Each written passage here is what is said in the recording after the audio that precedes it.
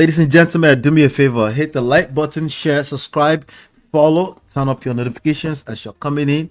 We appreciate you for being here today. Welcome back to Sharp Edge News TV. Welcome, welcome, welcome. Again, hit the like button, share, subscribe, turn up your notifications so you're notified when we go live. We have a fantastic show lined up for you today. Without any further ado, ladies and gentlemen, get ready to welcome a man of two powerful roles, publisher of SharpEdgeNews.com and High Chief Odokbetu of Ezekwesili, Ondo State. Whether in the newsroom or the kingdom, is always ahead. Give it up for the legend, Chief Oladimeji Abitogun. Welcome, sir.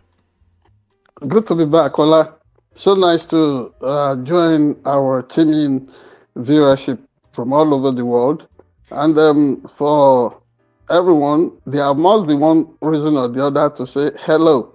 And for people who are having some special celebration, maybe Eid al-Fitr, amongst our Muslim compatriots all over Africa, all over the world, we greet them. We say Baraka de Salah. And to our folks in the United States, we say, well, how is the time treating you this season? How are you handling it? And how are you treating the season? So said. Good to be back, Ola. Thanks for bringing me back. Thank you, sir. Welcome back. Yep. So without any further ado, we're just going to jump right into the special. I know you have a SharpEdgeNews.com special report for us today. Yes. Whenever you're ready.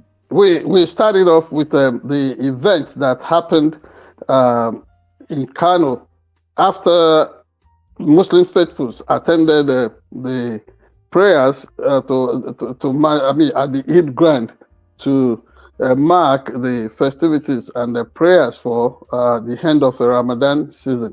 We have always wished them Ramadan Kareem, and sadly enough, because of things that are not particularly spiritual, the leadership also in that ancient city of Kano,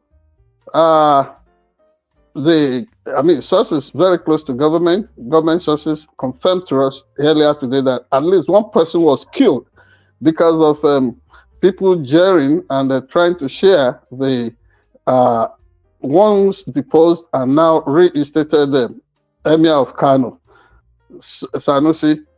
And very unfortunate, no matter how the government tries to assure people all over the world that Nigeria is a peaceful country, we find things like this happening. And that in itself is instructive about how Nigeria has become somewhere so precariously dangerous for anybody to want to take a bet, whether you are talking of your investment and all that. People in government try to blame Nigerians overseas, Nigerians in the diaspora for not representing the country properly, always looking for somebody to be scapegoated, always accusing us of coming from the wrong angles to the wrong handles to events happening all over the country. But nobody can blame this on any foreign media or Nigerian diaspora media or journalists within the country.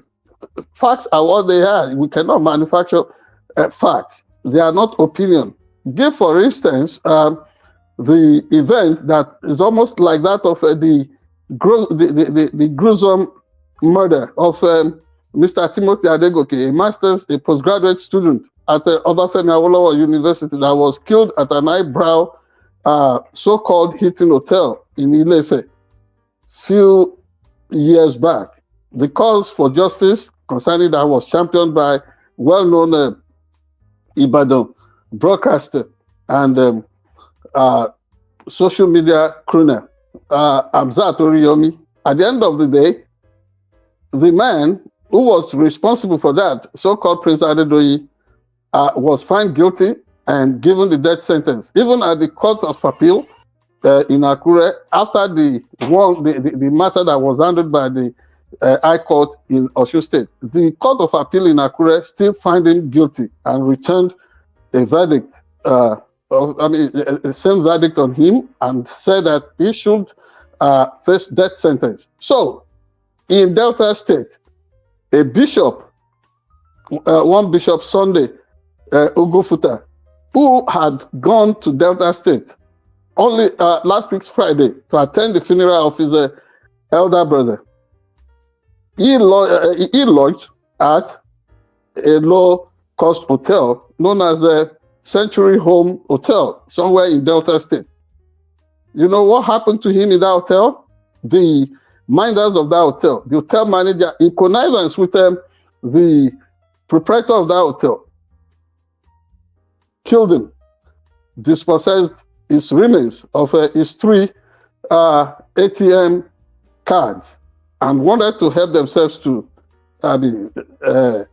whatever money he had in his account, before family sources started wondering that, oh, this man that had come to town for funeral was nowhere to be seen. And then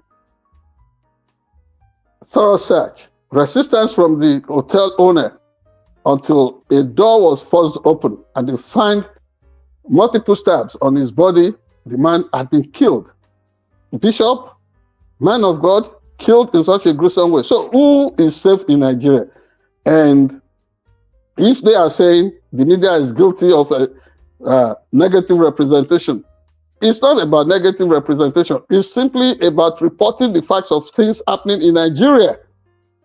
Now, that takes us to the good justice that was visited on 16 commuters who were traveling from somewhere in South Nigeria to Kano to celebrate the end of Ramadan. And then they were waylaid at Uromi, accused in a most uncivilized way to face all kinds of mob trial. And summarily, these people were killed and incinerated with the false accusation of being suspected kidnappers. If somebody was accused of being a kidnapper, at least you lay your complaint to the police. They make due diligence. And what do you expect to happen in such circumstance? The facts would have to be established through a duly established, a constituted law court. And then whether somebody is guilty or innocent, that will be established. And whatever will come from there, maybe in terms of appropriate sentence or punishment or acquittal, will be pronounced by the law court. No. People have done this over the years. And it is not only in the case of the crowd there, because from what we now heard from our northern compatriots in Nigeria, they said to Muslims, it is the worst kind of thing anybody can do to incinerate. But even as much as they have this consciousness in Islam themselves, how does somebody justify the way and manner in which a college student was accused falsely of blasphemy and then killed in a similar manner years before? You see, it's like Nigeria is becoming so intractable concerning one criminality or the other, and we want the world to join us in doing business. Not so fast. We need to put in place those self-cleansing measures that would assure the world that, oh, no jungle justice can be visited on them when they put their money, their hard-earned money, their investment in that country, and that they would always get justice. So much about that. We know that in due time, everybody would have to sit back, understand what it means to have a nation that works. It first started like a child play, like something that would never gain traction in Nigeria when expatriates were being kidnapped south, and they were accused of all kinds of things, ransom being paid. And at the end of the day, now it has devolved to doing this to fellow Nigerians. And before, expatriates were kidnapped shamelessly in the past. In politics, Nigerians had this knack for giving themselves bad names and then starting all kinds of mob actions, riots, and lynching culture. So if it is now pervasive in everything, even the so-called war against what's it called? Insurgency, terrorism, and kidnappings all over the place. You don't find the government using that kind of high-handedness. That much we would say.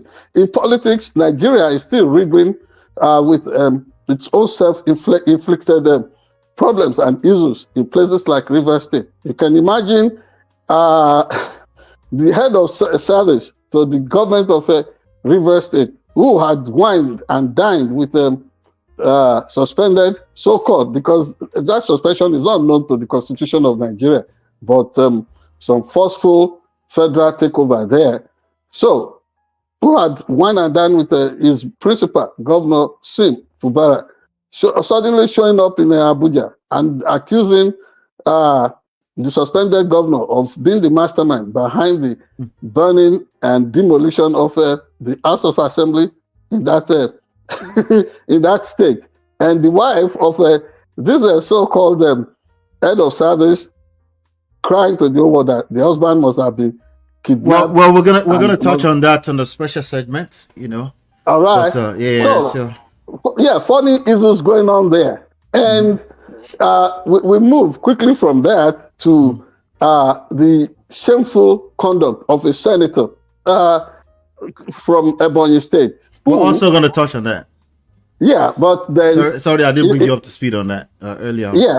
Yeah, but it must be touched on that whatever that senator was thinking, a young man who has found himself a distinguished senator, so-called now, I don't know in what way he has been distinguished now, other than in bad manners. You know, people have this thing that reinforces stereotypes. You know, when a boy, a young man, sorry, Chief, yeah. we're going to talk specifically on that. That's actually one of our stories. Okay. So just hold tight. Yeah. I know you can't wait. So the long and short of our aspect this week is that Nigerians should be on the watch. Nigerians should understand that we need to get it right. Look, established democracies that have worked for more than 200 years because of a ill manner of certain individuals, they too are unraveling as we talk right now. And all of us are living witnesses to that. We cannot but touch on all these issues, even as we hope that we can fix our situation where some old masters are faltering. Maybe Nigeria can seize on that point, on that moment, put itself on a very solid footing and then overtake and then breast the tape and do what is needful in terms of responsible governance, good governance, and making sure that we secure the happiness of it all for our folks everywhere. That said, Ola, the floor is yours. Thank you. Hit the like button, share, subscribe. We have some other trendy stories around the world. So please let everybody know we're hanging out. Hit the like button, share, subscribe. That's how you ping everybody else into the room. Just hit the like. Thank you. Without any further ado, we're just going to jump right into the rest of the trendy story. We will be right back.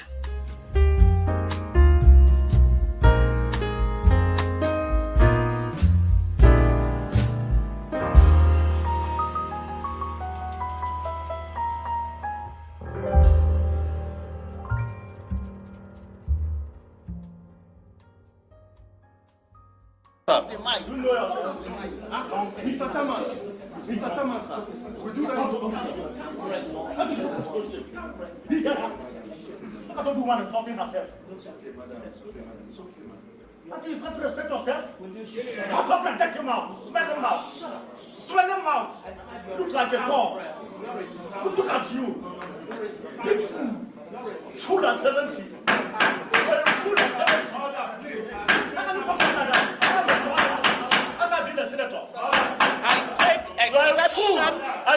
I take exception to a senator. Why are you talking to me like that? You are a disgrace to the Senate. You are an insult to womanhood.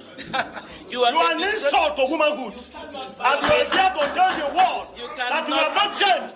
You cannot violate. You are here to tell the world that you have not changed. You are. At 70, you have not changed. You are a and there's nothing to a scoundrel. I will not take it. To insult. That is why you can never be here. People like you can never be here. People like you can never be here. How can you be? How can you be a fool? Not a hooligan. You are a hooligan. Mr.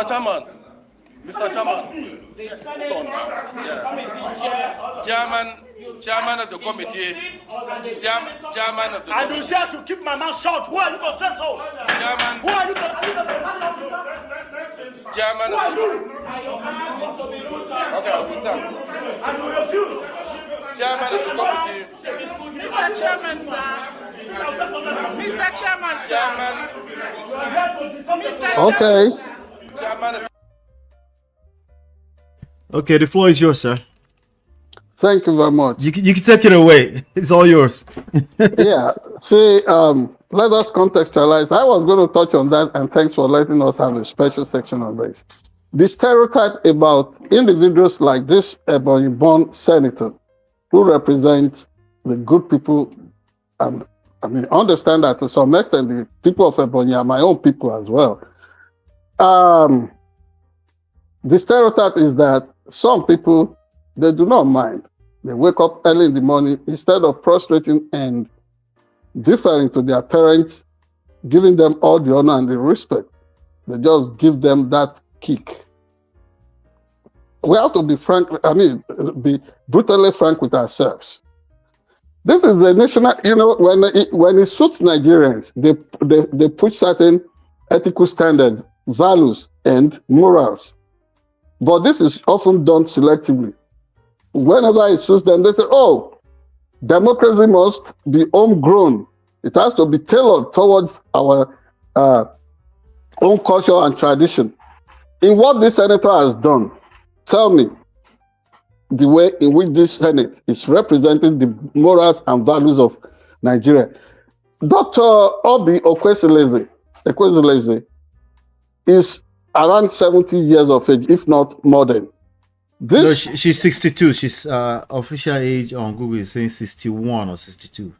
Okay, whatever. Even at that age, I know she's old enough to be the mother of this senator who was making pronouncement magisterially, with magisterial finality, who can be or who would never be in the Nigerian Senate. If he could be there, that Senate would sit any Nigerian citizen. So there is nothing exclusive about the privileges he's enjoying by being voted into the Senate. And what he has forgotten is that the hallowed chamber is supposed to embrace every citizen.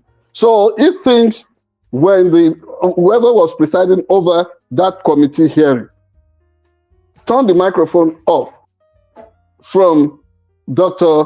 Obi, he too can just speak and be granted the privilege of being a senator. It is not in any way more important than any Nigerian. And we want to thank people like Dr. Obi Ezekwesili, Nigeria former education minister and notable person globally, former vice president of the World Bank, co-founder of Transparency International in 1993. What that woman, this our dear mother, has contributed to the reshaping of the world and consciousness the world has about who we are as people of African descent should be celebrated, should be embraced and understood. But for this senator, who probably grew up giving his own biological mother a kick, his father a kick, whatever the name is, wake up. That is what you see there. And this is why there must be some standards about our leadership recruitment. Look at the way he was balling. He could not handle the fact that a mother in the house was enforcing and asserting that thing we know about our mothers. She said, shut up. And as somebody who has some mayor of African tradition or our own Nigerian, because I know all of us in Africa cannot think alike, cannot handle situations alike. I've dealt with somebody from Kenya, Even when this individual was told that, oh, this person is an I chief, a kingmaker, it didn't bother her because maybe in her own culture, her tradition, wherever she came from, that would be inconsequential. It meant nothing. But when this kind of people see the British monarch, when they see a duke, when they see American lawmakers and what have you, they will be on all fours trying to be so patronizing. But when they see leaders in their own countries, in their own, what's it called, in their own tribes, in their own communities, you don't see them extending that kind of courtesy to them. The Senate that was so eager to suspend Senator NATASHA Akpoti-Uduaghan for standing up in the name of so-called rules that only work for people who see themselves as not worthy of being challenged in the Nigerian society. That same Senate could not rein in this man, this so-called senator. He is just a so-called senator, and he can only wear that toga for a while. At some point, there will be life after the National Assembly for him. That National Assembly, that Senate could not rein in him. No suspension for being so disrespectful towards a Nigerian citizen. The office of the citizen is stronger than what these people take it for. And which is why they have to be very careful now. Because right in the so-called hallowed chambers, Nigerians find their way there. They make entry there and they challenge them on their own top, right to their face. And you saw the way he unraveled. That guy had to have gone for rehabilitation. He needs a special session on anger management. He needs, and you would see the way he treats his wife at home, the way he treats his children at home, how he grew up disrespecting his own mother. That is what he just demonstrated right before our very eyes. So my question for you, sir, is that how do people like this make it all the way? According to Google, he was born in 1982. How do they make it all the way to become a senator, a whole senator representing? You had him telling the ex-minister, the former minister, that she was a fool at 70. At 70, she has not changed. But the normal adage that we know, the normal English adage that was also put into songs by the late Afrobeat maestro, Fela Anikulapo Kuti, a fool at 40 is a fool forever. You understand? So what we know, the popular saying is that a fool at 40 is fool forever. So at 43, you see his parade of shame. You see his show of shame there. So it's about the leadership recruitment standard in Nigeria. For example, you have seen in that National Assembly, yes, a member of House of Representatives could have spoken convincingly using Yoruba and getting an interpreter to assist him to put it across in English. The Constitution of Nigeria allows for somebody to communicate in any of the national languages other than the English. The English language, which is the official or government of what's it called, or language of business. They could have done that, but you had the way that man was babbling, fumbling, and tumbling, trying to articulate himself in understandable English, in intelligible English. So it shows wherever, when they have been telling you and I that, oh, ordinary school certificate is the minimum. All kinds of elements are in the Nigerian National Assembly. Poorly educated, ill-mannered people like this senator from Nwebonyi State is, honestly, his conduct was so shameful, and that does not represent the spirit and the essence of our people in Nwebonyi State. I can tell you that. I mean, yes, I know. Honestly, amongst the Igbo nation, the people of Nwebonyi, people from Eza, Ezulo, and what have you, in Nwebonyi State, the people of Afikpo, they are more they tend towards the Yoruba attitude in terms of differing in respect to elders and people in leadership. But this one grew up giving his father a kick to wake him out of bed early in the morning. So quick question, sir. Some Yeah. would say for a woman to speak to a grown man like that is highly uncalled for too, especially A considering mother is because some of them don't know the way our women are. You see, the people always think of strong men. What I know is that our women are strong. It's just that our men are usually above average. And if they cannot deal with that, a mother would always be a mother. And when she says shut up, or when she says speak not, and this is not even something that is exclusive to us in Africa. American women. So based on our culture, like that. Some people consider that rude based on our culture to tell someone outrightly to shut up. Okay, right? But then the other there was they turned off the microphone for the honorable former minister. They turned the microphone off for her, and then you would expect that the same rule will apply to that senator. But he just wanted to ride roughshod over everybody when the floor had not been given to him. That was why the minister said, shut up. And remember from the ex-minister's explanation, it's been said that the guy had already been... He was already very upset. He was already irritated. And it was, yes, and you see the way they have been operating in that Senate. Like somebody described them as a kind of a cultic a conclave. You know, it's almost like that. They walk in lockstep.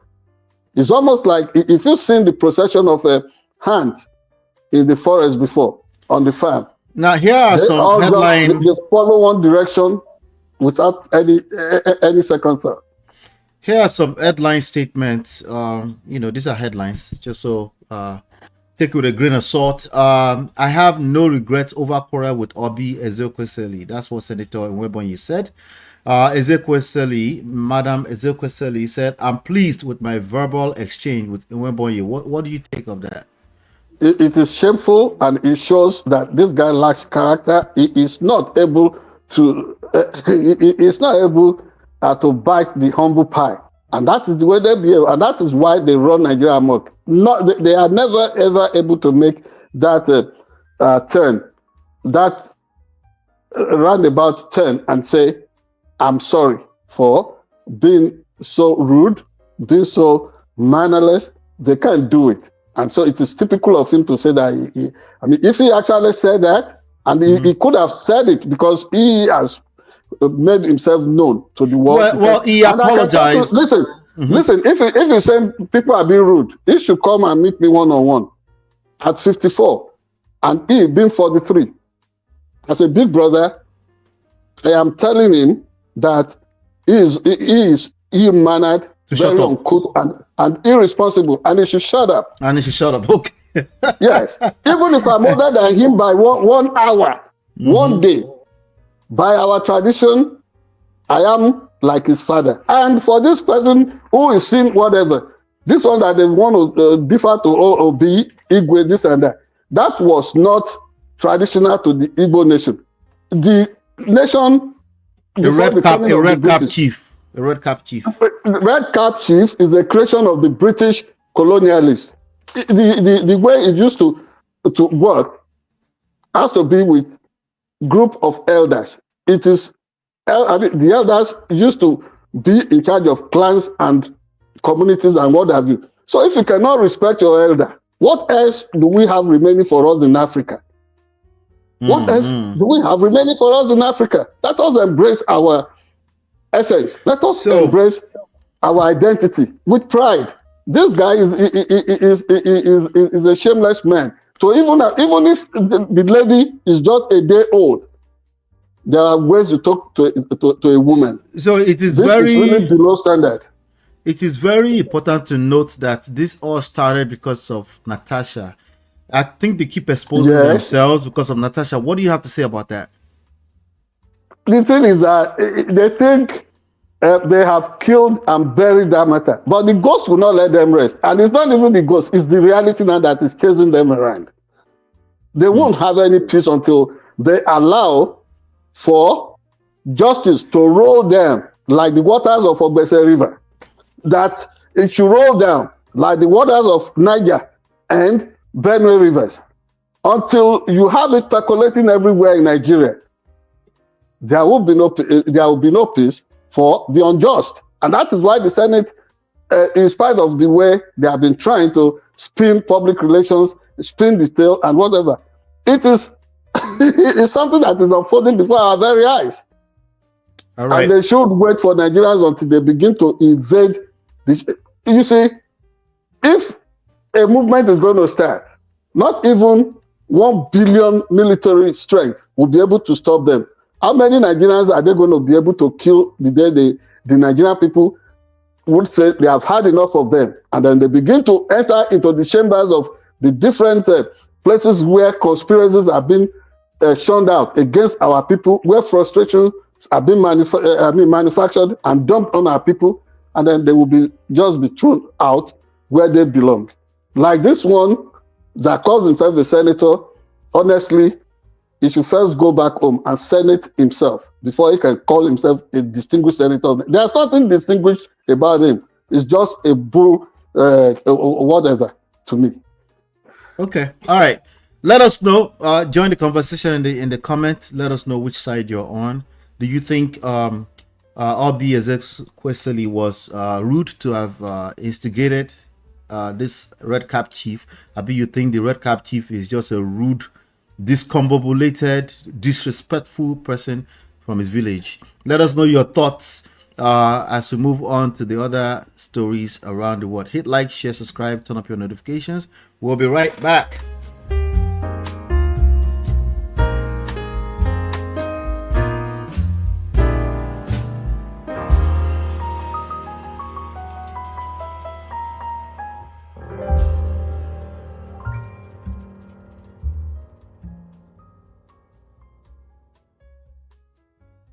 I have had more people ask me to have a third term.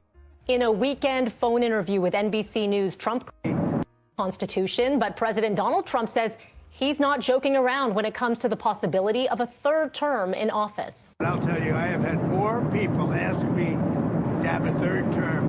In a weekend phone interview with NBC News, Trump claimed there are methods for him to seek a third term, even though the 22nd Amendment to the Constitution says no person shall be elected to the office of president more than twice. One Republican congressman has already introduced legislation aimed at a possible exemption for those who serve non-consecutive terms, including Trump. All right, so Trump 2028. He says there are methods to stay in power. Okay, so I was doing some research earlier on, and I'm going to give you these 5 possible ways, and then you can have the floor and then speak on them. Number 1, they can repeal or amend the 22nd Amendment, which requires 2/3 of the Congress to do that. They can also have him serve as a vice president, but they also saying the 12th Amendment makes him ineligible this is what they said. They said 12th Amendment states that no person ineligible for the presidency can be elected VP. So that kind of blocks it. But anyway, number 3, he can declare a national emergency and stay in power. Fubara, Nweke, Tinubu style. But anyway, number 4, run as a congressional leader with strong influence. Or number 5, act as a shadow president. The floor is yours, sir. The floor is yours.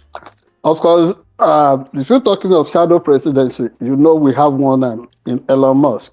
He's a shadow president right there. So you know what that looks like. So it's not going to be like the real thing.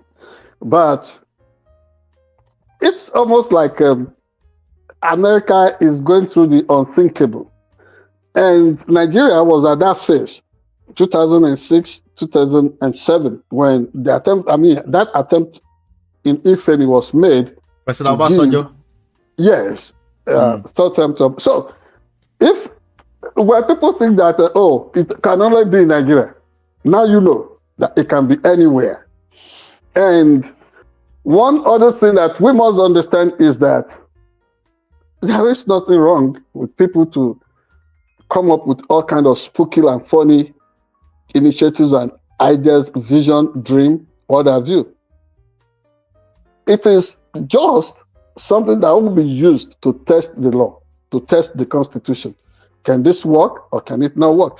But when this man, Donald Trump, was campaigning, and he told Americans he's notorious for testing the Constitution, obviously, right now, right? the limits, and he's had some funny moves that really worked, which hitherto we never thought would ever click in a place like the United States of America. Part of that idea is a extension of trying to look for a third term. Is this idea that Canada can be annexed as the 51st state to our country, the United States of America. It is this same idea that Greenland can just be yanked off the heritage of Denmark and be part of the United States. It is the same thing that would make him to spin all kinds of deals. Give America the right to limitless number of mineral deposits in a place like Ukraine. Things, ideas that sound so crazy, but let me also tell you, he is not alone in his thinking. I run into fellow Americans all the time who, in spite of what so many of us, because there is no empirical basis to state whether majority or minority of Americans disagree with Donald Trump yet, unless there is an election. Remember the other time it looked like, he won't go anywhere. He's a convicted felon. But when the moment came, the electorate themselves failed the American constitutional test. They re-elected him. So let nobody begin to think that, he's alone in this stuff. This last week, I ran into an elderly American who said, he believed that he was on the right track concerning the way he's been bringing, that Elon Musk is doing so well with Donald Trump in recovering monies that were fraudulently misappropriated or diverted or stolen. They believe all these things that they're not really be true. So, if he's starting with this idea, so long the people are with him, particularly the majority of American voters, he may get away with it. You never can tell. In a place, in some places, you see the way he's been doctoring the process of the emergence of what's it called? State attorneys, the public prosecutors there, putting people who were his personal lawyers to be Supreme Court justices, to be all kinds of things. Whoever would ever believe that this could happen in America? Even as bad as things are in several African countries, including Nigeria, where I was originally born, it is not yet this bad. But who knows? Maybe we're getting a glimpse of redefinition of what democracy is. But if democracy is not going to be democracy, it will not be democracy. You can try to gab it in whatever way you want. It won't be democracy. So let us continue to watch. For example, when Jeff Goldsberg, the editor-in-chief of Atlanta Journal, when he outed them concerning the way they were using commercial-grade email to prosecute the attack on Yemen, the attack on Houthi rebels and aggressors there, they employed a different standard, different from what they used to grill and humiliate Mrs. Hillary Clinton, the then Secretary of State. And press for that. You see the name they have been calling that respected journalist, the editor-in-chief of the Atlantic Journal. But thank God, Goldsberg is a journalist that knows his onions. And he said they are just being stupid. And he came out with more facts to show that these people were actually casual and irresponsible in handling American security and the security of our troops all over the world. So we haven't seen this before. I mean, when you descend to Yoruba popular parlance, it's almost like you just want to cause a scare in the person that is listening to you. We go wherever this takes us, but understand whether he goes for, is able to manipulate the constitution or the situation of this country to get a second term. It all will end one day. It all will terminate one day. So after the third term, if he successfully manipulates his way to get that done, after that third term, would he be thinking of fourth term? And if he gets that, how about the end for every mortal? Nobody is going to be in any office or on earth here forever. We have to be very careful and humble. Thank you very much. Wow. So I think, like you said, he's already said he's not joking anyway. That's what's been on the headlines. No, he doesn't bluff. He doesn't. That is. but you know, well, I don't want to. Let me respect his office, and don't let me push the limit beyond what is normal, because the part of the philosophy here is that when you go hard on him, they will come after you. But if they come after us, even if it's beginning to, because initially people thought, it was criminal illegal aliens that he was targeting. But now we know that you can have your green card. I've done everything. He may take that off because of privileges. I think if it's coming after people like me, his presidency will end one day. I hope it doesn't put America in big debt, because all these things is going to cost the taxpayers some money. He is personally responsible, but all of us Americans will pay for whatever indiscretion, whatever illegality, whatever unconstitutional short he pulls. So this is the way I look at it, because he thinks funny. The fact that we are talking to our community, we are talking to him to do well by the American people, he can just get crazy and say, I'm taking away your citizenship. Before Uncle, if he does that, but he cannot, he's not even constitutionally empowered to do that. But if he tries it under whatever funny, unlawful arrangement, when he's out of office, we will appeal all that, and we'll still be back here as American citizens. So that is it.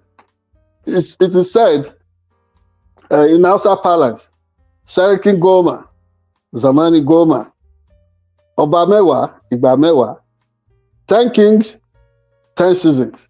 It is his time. If he likes, let him write his legacy in gold. If he likes, let him mark it up. I mean, at this point, I think we can safely say anything is possible. But let us know your thoughts. Anything is possible, because he became the president. Everything is possible. You know, this is what you call imperial presidency. Kabiesi, Donald Trump. Yeah, so we'll see. We'll continue to watch. Let us know in the comment section if you think if there's any possible loophole for President Donald Trump to serve a third term. On a serious note, I'm not just the one calling him Kabiesi or imperial presidency. He also refers to himself as the king. So that is it. I think he feels like the king. But he says he said it before. I think he's not joking. Like I think he's going to continue to push the envelope when it comes to the constitutions. So let's just watch and see. Yep. And some words of comfort for all our folks. Initially, people thought, he will be targeting people of African descent, blacks. He's gone after brown and even Europeans. And now it's almost like the entire European continent, the Caucasian people are almost up in arms against him, that this person cannot be trusted. Canada has said so, that it is over between us concerning cordial relationships that we used to have. So he should secure his legacy and understand what he wants. This will look like, oh, they will pass, they will go away. They don't easily go away. They don't blow away like that. All right. Everybody hit the like button, share, subscribe, turn up your notifications so you're notified when we go live. Join the conversation in the comment section. Is it possible for President Donald Trump to serve third term? Let us know your thoughts. And we'll be right back.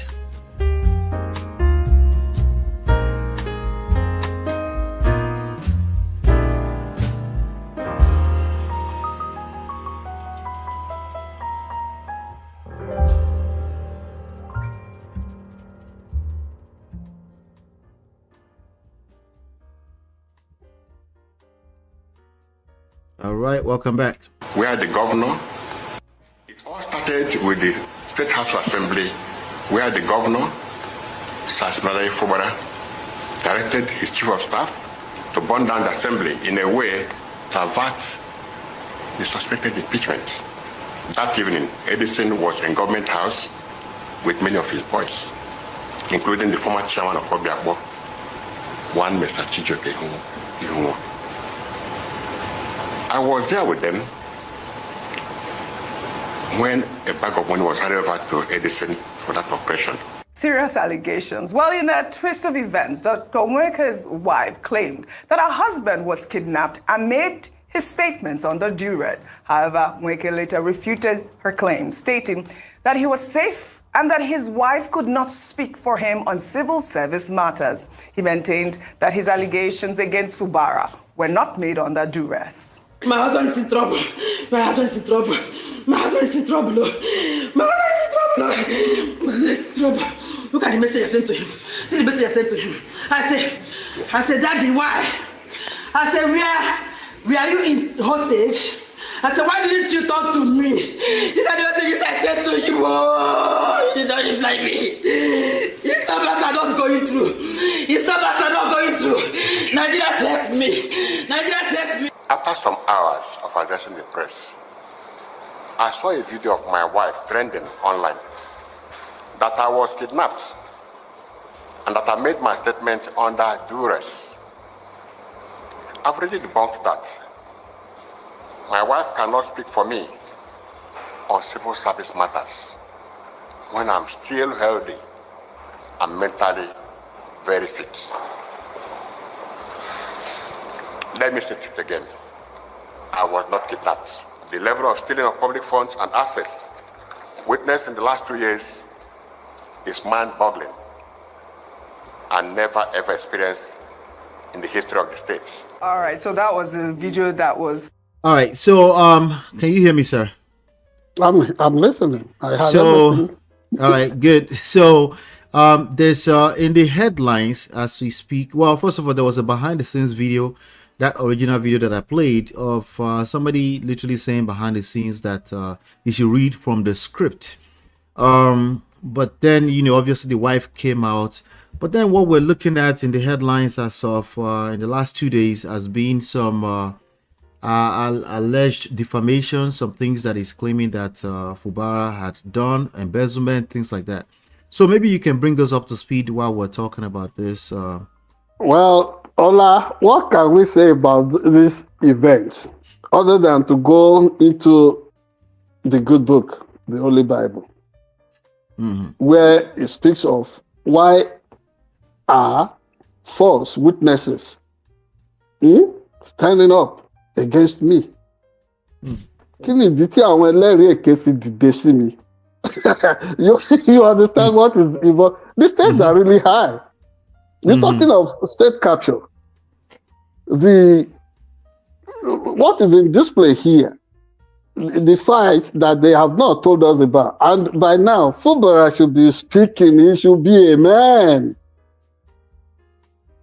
He's almost like alone in this, but it's just a crucible. I can understand what he is going through. I have been there before. Whether as a high school graduating student or even in the university. you and your so-called comrades will come together and take certain action with, thinking that, oh, this is collective responsibility. One after the other, they would fall away and then you'll be standing alone. That is one moment, if you are a Christian, the Holy Spirit wants to give you that boldness to be able to own up to your part in it, or that, oh, well, if every other person is not going to stand up, I did it. It's a test of honor. If it's not, none of us is a fool.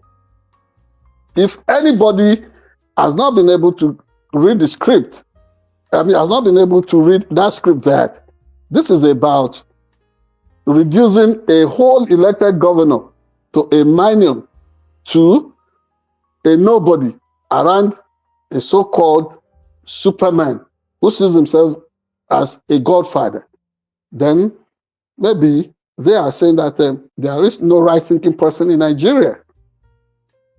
Yes, we may not have been there when all those things were initiated. Whatever was the core of the disagreement between Fubara and Nweke, yes, we can say for sure that this is how it all started. But from what we know, and this is not new,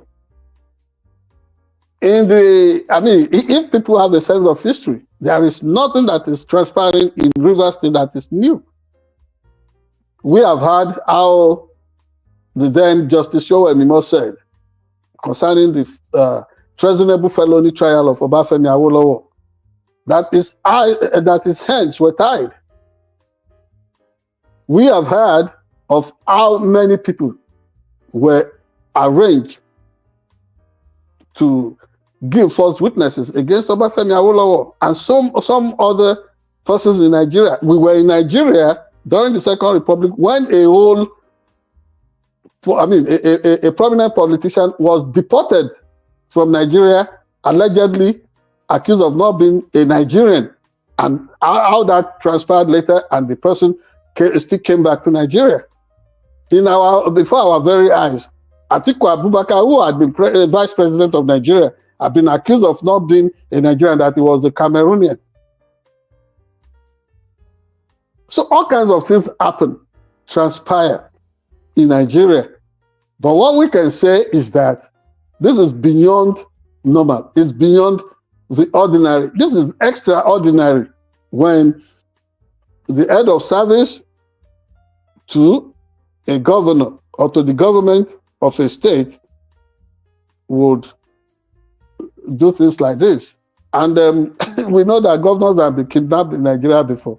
So the fact that we could even hear that somebody was saying, read from the script, and the wife also started crying, alleging that the husband had been kidnapped, that this is not and a so-called professor coming up, even in a country where we know that vice chancellors have become chancellors of vices when it comes to electoral manipulations.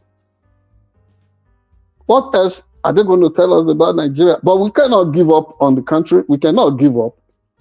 We won't give up, because that is the federated hope of millions, if not billions, of people all over the world. The shameful thing about this is that we are always quick to say, oh, Western imperialists are doing things to us. Now, we have an opportunity to do right by ourselves. What are we doing to ourselves? So if at the end of the day, like they say in pidgin English, like play, this butterfly takes to enter bush. So if jokingly and beyond the way we have always handled this, Fubara becomes a victim, probably he loses his life, we will say it is also politics, right? Please, this is an appeal to whoever can really leverage the situation at this moment, including President Bola Ahmed Tinubu. Good question, sir. Let us do right by our people, please. Let us do right by our people. If it's not constitutional, if people are going to take extra measure in order to destroy whoever they think is powerless at this moment, people should think twice. People should be able to appeal to their conscience. You know, old age creeps in on people very fast. That time is going to come. Nweke, who allegedly was born in 1967, we don't know if that is true age or whatever, because he's capable of anything, at least from what he did during the election of Fubara himself. And the election of President Bola Ahmed Tinubu is capable of all kinds of things. So now, is he thinking of that time when he will grow old? If he looks back, would he be proud of what he is doing now? A minder of his in the media said that, oh, if there is no trouble, if they are not talking about a politician, then that politician may not be seen as being of some consequence. What a twisted way of looking at life. So you wanted to ask me two questions, Ola? Yeah, is Nweke lying? Is he lying? I need to get what do you think is going on with this guy? Is he lying? Is the wife lying? What's going on here? He may be having an epiphany. Who knows if that is his on the way to Damascus experience? Who knows what has befallen him? Probably is doing all those things under duress. Nobody knows. We don't know for a fact. That is why I'm saying that anything is possible in the world in which we live. Not just only in Nigeria, the world in which we live. Second question, Ola. No, that was a question. That was a question because again, yeah, you said this, two questions. No, I said quick question. Yeah, okay. Concerning the wailing from the wife, I'm sorry, I'm not trying to say that in a condescending way. I mean, with all sense of empathy and understanding. But it will be difficult for any right-thinking adult to get into a squabble between a wife and the husband, or whatever opinion they are maintaining. Who knows? If they are being dramatic, or well and good. If they are being sincere, or well and good. But I know something does not look right there. You can hardly find any head of service coming out to say those kind of things, because there's another version that said, what's it called? A convoy of the Speaker of the House of Assembly was cited by the police, around the police, and that facility actually was cited. I mean, it cited close to the police command in Rivers State, and that people only allowed the convoy that went in there the night the place was bombed and burnt to pass through, because they saw the sticker and the insignia of the Speaker of the House of Assembly. And you know that speaker, the said speaker, has not been a political associate of Governor Fubara since all this palaver started. So that is another kill, another view to the kill. So if Nweke is alleging that the governor did this, handed down a bag of money as if something was handed down to Judas Iscariot, bag of, it's just this bag of money. Yeah. So the likes of I think Rufai. Okay, maybe I don't remember if Rufai was like that. Rufai from Arise News. Daily Faro to me for sure. Rufai Oseni. Daily Faro to me for sure. A couple of people are saying like this is none of your business. Like, don't let these people fight themselves. That they are basically cut from the same cloth. Fubara and Nweke. What do you say about that? That is the attitude we are all adopting. But again, sometimes you look at, somebody benefited from an unconstitutional situation, arrangement. Now they're having their imbroglio. Yes. It may look like, we should allow them to, but that element of constitutionality has been brought into it. It's been brought into it. If you want to really shake the whole thing down, whether it's Nweke, Fubara, all of them that perpetrated the fraud they called election, that brought Fubara to office, ought to be in prison by now. Yes. In fact, from what an insider told me, I also have my sources in River State. What an insider told me was that Fubara stopped being a good altar boy to Nweke the moment he started facing the reality that his immunity will be off one day. Nweke will not be there. After all, when he was being chased around by EFCC, Nweke was not. It was at the point at which Fubara had his epiphany, his change of heart. That revelation, he saw the light that it would not be used as a proxy to steal money for Nweke. That's what that source told me. And that was why he stopped being a good altar boy to him.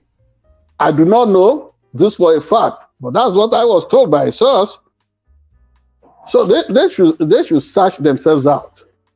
And when you look at it, that the people, the vast majority of Riverians, people of River State stock, are not benefiting from this problem, this debacle, you will understand that there should be an ultimate resolution, and it has to come fast. Thank you. Thank you. You're watching Sharp Edge News TV. Do us a favor, hit the like button, share, subscribe, and follow. Join the conversation in the comment section. We look forward to it. We appreciate you for your support always. Hopefully you've been enlightened, educated. We'll see you on the next one. Take care and God bless.